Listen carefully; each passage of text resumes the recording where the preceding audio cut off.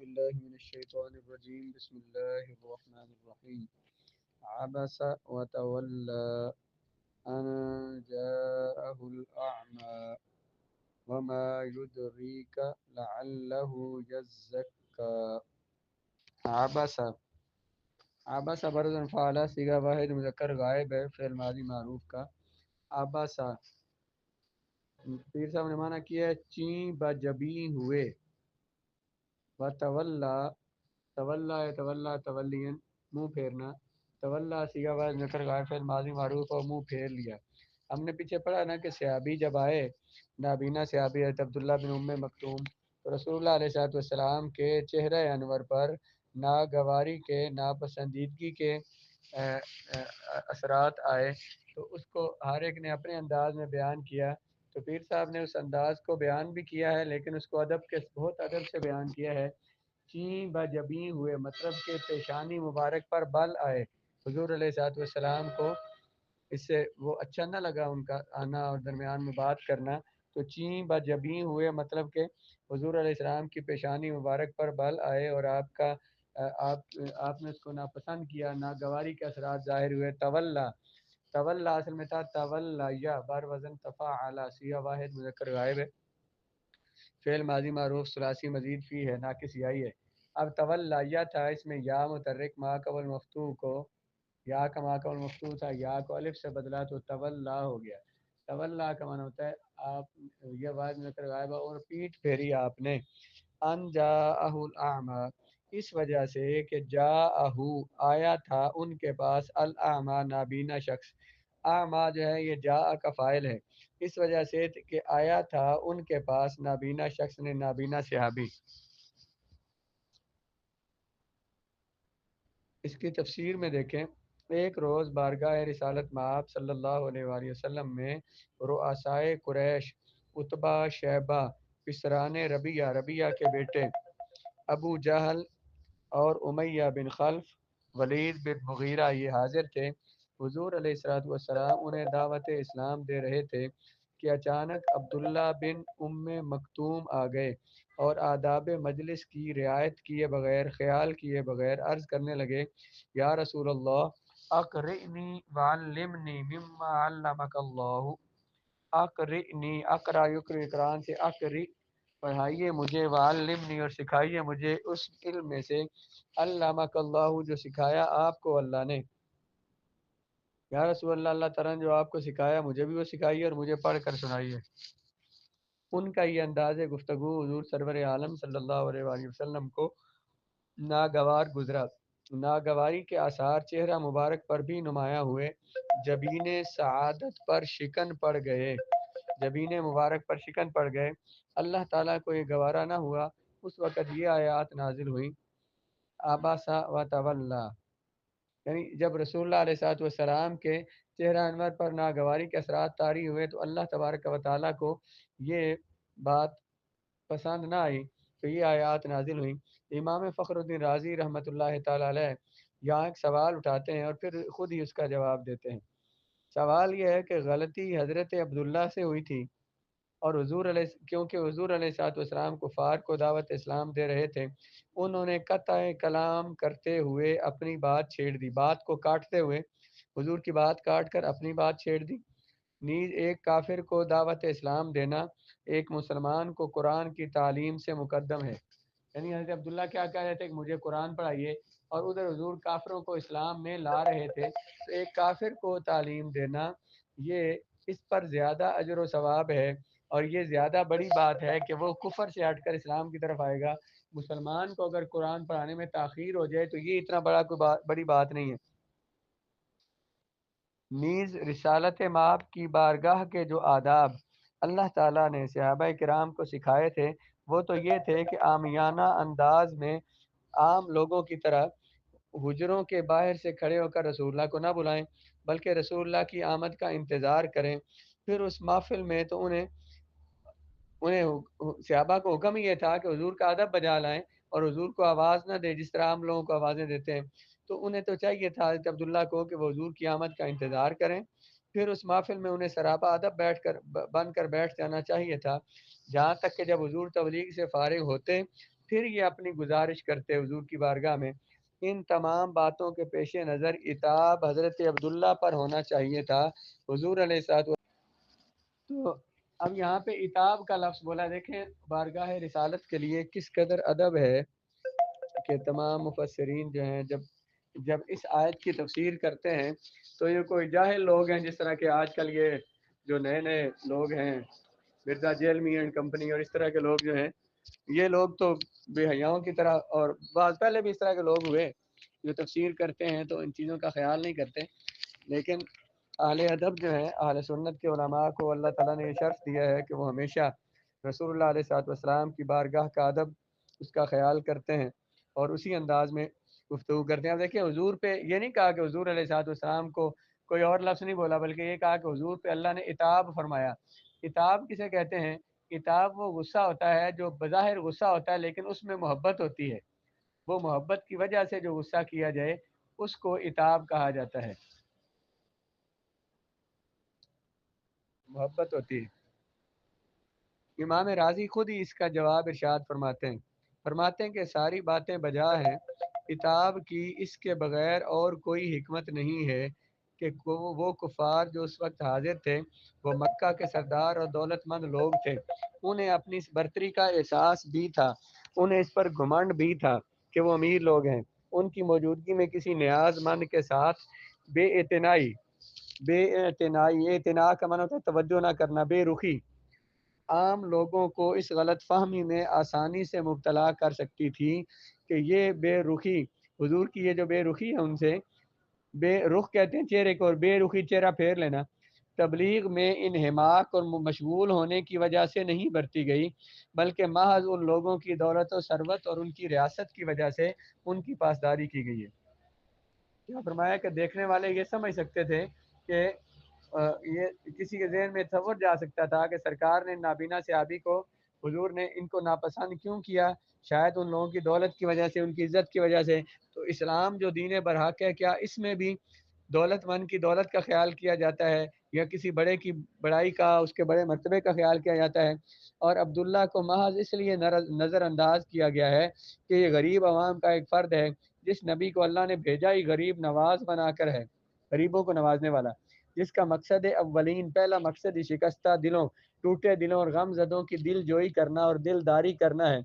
اور جو تشریف ہی اس لیے لایا ہو کہ فقراء و مساکین کی عزت افزائی کرے، وہ خود فقیری میں رہیں گے تو فقیروں کی عزت ہوگی، اور وہ خود مسکینی میں رہیں گے تو مسکینوں کی عزت ہوگی۔ حضور دعا فرماتے تھے اللہم احینی مسکینا وامتنی مسکینا واحشرنی فی زمرۃ المساکین، مولا مجھے زندگی بھی مسکینوں والی عطا فرمانا،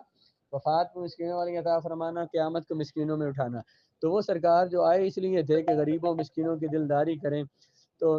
ان کی عزت افزائی کریں، یعنی حضور ان میں ہوں گے تو ان کی عزت ہوگی جو غریبوں کے ساتھ بیٹھ جایا کرتے تھے، جو ہر ایک کے ساتھ، خشک ٹکڑے کھانے والے کے ساتھ ہی زمین پہ بیٹھ جاتے۔ اس ہستی سے کسی ایسی بات کا صدور صادر ہونا جس سے ان کے منصب رفیع کے خلاف، ان کے بلند منصب کے خلاف کوئی ذرا سا وہم بھی پیدا ہو، یعنی کہ واہمہ بھی پیدا ہو سکے، اللہ تعالیٰ کو ہرگز گوارا نہیں۔ اس ہستی پاک سے کوئی ایسی بات ظاہر ہو جس سے ان کے بلند مقام کے خلاف کسی کو کوئی وہم بھی پڑے، اللہ تعالیٰ کو یہ بھی گوارا نہیں۔ عبداللہ ابن ام مکتوم کے دل نیاز مند پر صدہا شیبہ اور عتبہ قربان کیے جا سکتے ہیں، اس عظیم صحابی پر جو نابینا، جو غریب، اور انہوں نے حضور علیہ الصلوۃ والسلام کی غلامی اختیار کی اور حضور کے دین میں آ گئے۔ ایک مسلمان کتنا عظیم ہے اور رسول اللہ کا صحابی کتنا عظیم ہے کہ اس کے جوتوں کی خاک پر بھی اس طرح کے لاکھوں کافر قربان کیے جا سکتے ہیں۔ بارگاہ نبوت کے ان درویشوں اور فقیروں کی درویشی اور فقر کے سامنے دنیا بھر کے رئیسوں کی کوئی حقیقت نہیں ہے۔ شعر لکھا ہے کہ قطرہ آب وضو کمبرے، خوب تر از خون ناب کیسرے۔ کمبر جو ہے نا، یہ حضرت مولا علی رضی اللہ تعالیٰ عنہ کے غلام کا نام تھا۔ کمبر کے وضو کے پانی کا قطرہ کیسر روم، جو روم کا بادشاہ ہے، اس کے خون ناب سے قدر و قیمت میں کہیں زیادہ ہے، فزوں تر ہے، زیادہ ہے۔ تو اس لیے وہ صحابہ جو فقیر صحابہ ہیں، ان کی شان وہ ہے کہ ان کی شان کو دنیا کے سارے بادشاہ مل کر بھی نہیں پہنچ سکتے۔ ان کی وہ عظیم شان ہے جن کی شانوں کی قسمیں رب اٹھاتا ہے۔ سورہ نازیات میں ہم نے پیچھے پڑھا ہے، پھر اسی طرح سے سورہ عادیات میں فرمایا کہ والعادیات ضبحا فالموریات قدحا، قسم ہے ان گھوڑوں کی جو صبح صبح جو ہے نا وہ دشمن پہ حملہ کرتے ہیں، دوڑتے ہیں، اور جب وہ دوڑتے ہیں تو ان سے جو ہانپنے کی سانسوں کی آواز آتی ہے، اللہ اس کی قسمیں اٹھاتا ہے۔ وہ گھوڑے کون سے ہیں؟ جن پر حضور کے صحابہ جہاد کرتے ہیں، ان گھوڑوں کی اللہ قسمیں اٹھاتا ہے، ان کے قدموں سے نکلنے والی گرد کی قسمیں اٹھاتا ہے، ان کے سانسوں کی قسمیں اٹھاتا ہے۔ تو ان گھوڑوں کی وجہ سے تو نہیں، ان عظیم الشان صحابہ کی وجہ سے جو بھوکے پیاسے روزے کی حالت میں اور کئی کئی دن بھوکے رہ کر فاقے برداشت کر کے جہاد کرتے ہیں، اس وجہ سے ان گھوڑوں کی قسمیں اٹھاتا ہے۔ وہ گھوڑے اتنے عظیم ہیں تو ان گھوڑوں پر بیٹھنے والے یہ صحابہ کتنے عظیم ہوں گے۔ لیکن حضور پر یہ جو عتاب فرمایا نا، اس عتاب میں بھی لطف و کرم اور پیار کے جلوے دمک رہے ہیں، چمک رہے ہیں۔ عتاب کرتے ہوئے یہ نہیں فرمایا ابستا و تولیتا، محبوب آپ نے جو ہے نا اپنا چہرہ انور پر ناگواری کے اثرات ظاہر کیے، آپ نے منہ پھیر لیا، غائب کے صیغے استعمال کیے، بلکہ غیاب کے پردے میں عتاب کیا گیا ہے، کیونکہ رو برو عتاب خاطر آتر پر بہت گراں گزرتا۔ دیکھیں عتاب کا بھی ایک انداز ہوتا ہے۔ عام طور پہ ہم ایک بندے کو مخاطب کر کے تو ایسا پیڑا ہے، تو نے یہ کیا ہے وہ کیا ہے، تو زیادہ اسے سخت لگتی ہے، اور اگر بندے نے بات کہنی بھی ہے تو بات ان انداز میں کہہ جائے۔ کچھ لوگ ایسے کرتے ہیں، اور سرکار کی عادت تھی ایسے بات کرتے تھے کہ ان میں وہ بندہ جو قصوروار ہے وہ اپنی غلطی کو سمجھ جائے۔ تو یہاں پہ اللہ تبارک و تعالیٰ نے بھی سرکار کو مخاطب نہیں فرمایا بلکہ غائب کے صیغے بولے ہیں، اگر بلکہ غیاب کے پردے میں عتاب کیا گیا ہے۔ اگر رو برو آمنے سامنے عتاب ہوتا تو خاطر آتر، خاطر دل، آتر ویسے تو آتر عطر عطر سے اگر بنے تو اس کا معنی ہے خوشبودار دل، اس پر گراں گزرتا۔ ان آیات کے نزول کے بعد حضور نبی کریم صلی اللہ تعالیٰ علیہ وآلہ وسلم کی خدمت میں جب حضرت عبداللہ حاضر ہوتے ہیں، حضور فرماتے ہیں مرحبا بمن آتبنی فیہ ربی، خوش آمدید اس کو کہ اس شخص کو کہ آتبنی مجھے عتاب فرمایا، فیہ جس کے بارے میں میرے رب نے، جس کے بارے میں میرے رب نے مجھے عتاب فرمایا اس کو خوش آمدید۔ تو حضور علیہ الصلوۃ والسلام نے یعنی اب یہاں پہ یہ بھی دیکھیں نا، عتاب تھا تو حضور نے عتاب کو عتاب ہی سمجھا، تو حضور نے اس پر اس کو جب بار بار کہتے ہیں، اس کا مطلب یہ تو نہیں کہ حضور انہیں ڈانٹ رہے ہوتے تھے، بلکہ حضور محبت سے اس کا ذکر فرماتے ہیں، ان کے ساتھ خوش آمدید کہتے ہیں انہیں۔ پھر حضور پوچھتے ہیں حل لک من حاجۃ، کوئی کام ہے تو بتاؤ۔ کسی مہم کے سلسلہ میں حضور علیہ الصلوۃ والسلام کسی جہاد کے سفر پہ جب بیرون مدینہ، مدینہ سے باہر تشریف لے جاتے، مدینہ میں اپنا کسی کو نائب بنا جاتے، اور یہ شرف حضرت عبداللہ بن ام مکتوم کو کئی بار حاصل ہوا کہ حضور کہیں تشریف لے جاتے تو نماز کے لیے انہیں اپنا نائب بنا کے جاتے، وہ حضور کے پیچھے امام ہوتے اور حضور کے مؤذن ہوتے۔ وہ پیچھے بات کی ہے نا، جو آئے اس لیے تھے کہ غریبوں کو، فقیروں کو عزت افزائی فرمائیں، تو انہوں نے کیا عزت افزائی فرمائی کہ اس شخصیت کو اپنا نائب بنا دیا جو نابینا ہے، نظر بھی نہیں آتا، غریب ہیں، اور رسول اللہ کے نائب مسلح پہ کھڑے ہونے والے وہ ہیں۔ تو اس سے یہ بھی پتہ چلتا ہے ایک بات کہ دین پہ چلنے والے جو ہے نا وہ غریب ہوں تو اکثر جو ہے نا وہ متوسط درجے کے لوگ ہوں گے، بہت غریب چلو نہ صحیح اس زمانے میں، لیکن متوسط طرف لوگ ہوں گے، اور بہت امیر لوگ جو ہیں وہ دین کی طرف کم ہی چلتے ہیں۔ اللہ تعالیٰ نے یہ جو غریبوں کے حصے میں رکھا ہے دین، اور جو ہے نا وہ جو برابر برابر کے لوگ ہیں جن کو گزارا کرنے والے دنیا میں، ان کو اللہ تعالیٰ نے یہ عطا فرمایا ہوتا ہے۔ سرکار کی نیابت کے شرف نہیں ملا۔ ابھی بھی ہم دیکھیں نا ارد گرد تو جو مساجد کے ائمہ ہیں، خطباء ہیں، وہ اتنے زیادہ امیر لوگ نہیں ہوں گے، بس گزارا کرنے والے ہوں گے، تو شاید یہ ان صحابہ سے سنت چلتی آ رہی ہے۔ تو فرمایا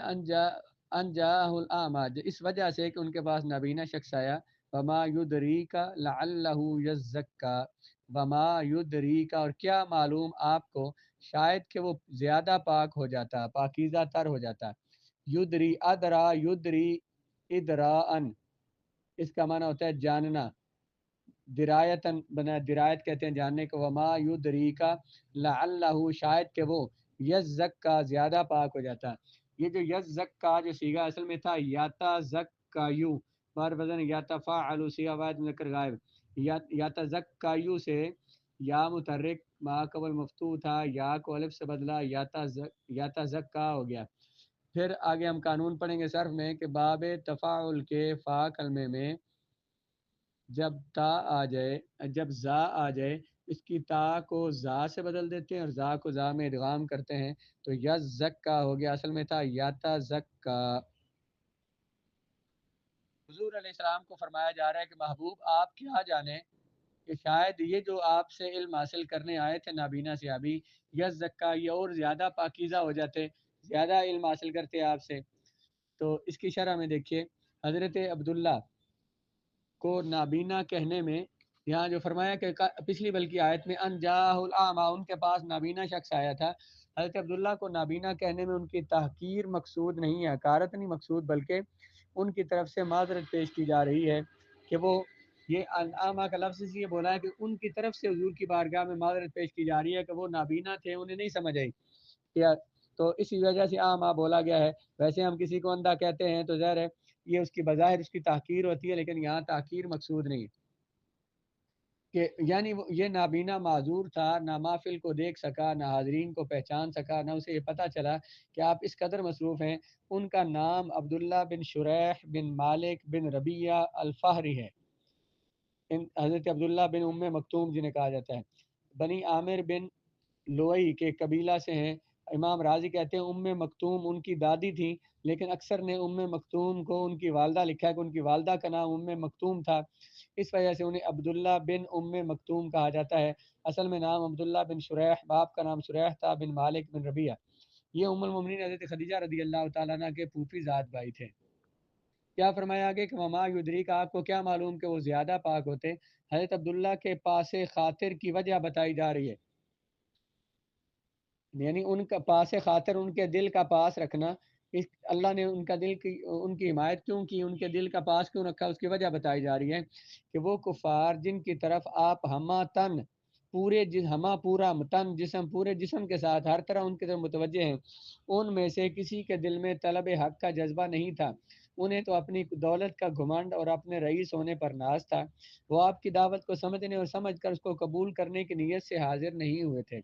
بلکہ آپ کی خصوصی توجہ کے باعث وہ اس غلط فہمی میں مبتلا ہو گئے کہ اسلام کو ان کی بڑی ضرورت ہے، اگر انہوں نے اس دعوت کو قبول نہ کیا تو اسلام کی ترقی، اسلام کا عروج، اس کی سربلندی کے امکانات ختم ہو کر رہ جائیں گے۔ ان نادانوں نے اس حقیقت کو نہ سمجھا کہ بیماروں کو مسیحا کی ضرورت ہوتی ہے،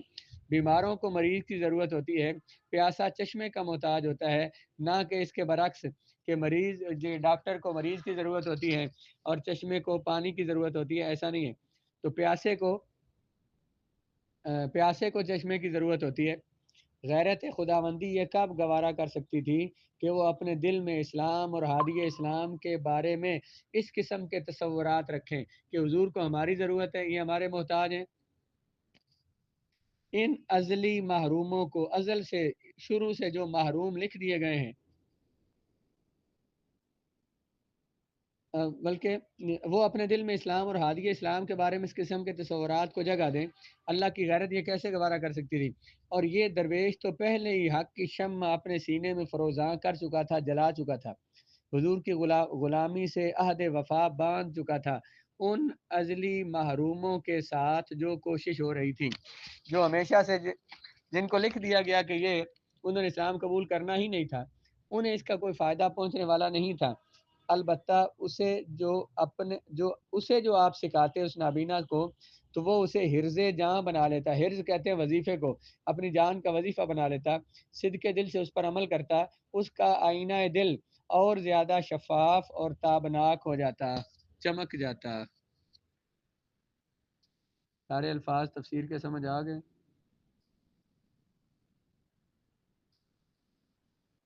کوئی مشکل لفظ تو رہ تو نہیں گیا اس میں؟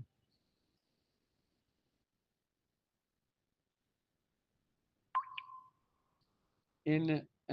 ان آیات کو پڑھ کر اس پہ ناز کرنا چاہیے کہ اللہ تعالیٰ نے ہمیں ایمان کی دولت عطا فرمائی ہے۔ اللہ تبارک و تعالیٰ کے نزدیک اہل ایمان کی کتنی شان ہے۔ وہ صحابہ ہیں وہ تو عظیم صحابہ، ان کی شان تو بہت بلند ہے، ان کی شان کو تو کوئی سوچ بھی نہیں سکتا، لیکن پھر بھی مسلمان ہونے کے لحاظ سے اللہ تعالیٰ نے ان کا کتنا خیال فرمایا ان کافروں کے مقابلے میں۔